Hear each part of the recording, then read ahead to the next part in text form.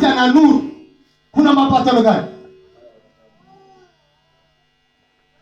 Yaani mtu asiyeokoka na mtu aliyeokoka kuna urafiki gani? Mimi nikikwambia Yesu, mtasikia nasema ameanza na yeye huyu alishakuaga kichana.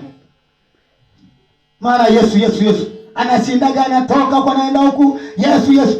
Sikiliza, hatuwezi kupatana.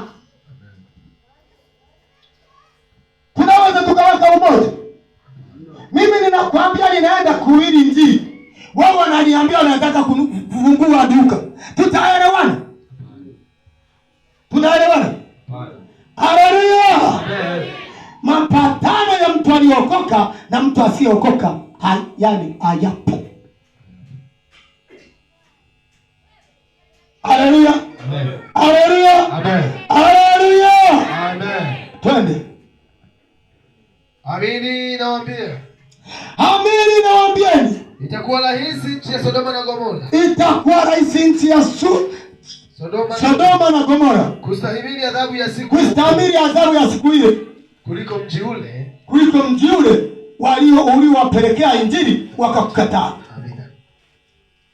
Mstari wa 16. Kutokuhubiri kwetu kunasababisha kuwapa vivuli watu wapagani wenye dhambi.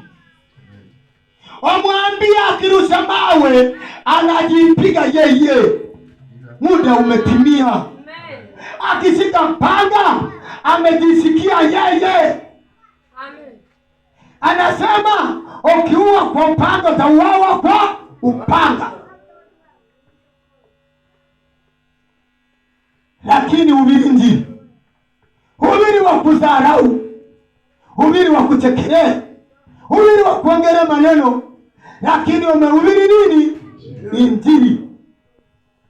16. Angalieni mimi nawatuma kama kondoo kati ya mbwa mwitu. Angalieni mimi ninawatuma kama wana kondoo kati ya mbwa mwitu. Basi wewe na busara. Hapa. Amina. Usifikiri kwamba naenda kuhubiri Injili ili wageuka wakupende. Wewe sio kitu cha mchezo. Amina. Unapotangaza Injili umetangaza uadui katika dunia hii.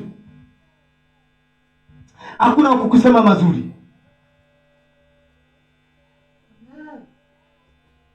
Hakuna wakukusema mazuri kwa mtu anayehubiri Injili.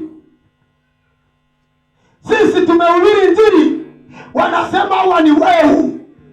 Tumehubiri Injili, wanasema kwamba walifilisika au wakakosa kazi za kufanya.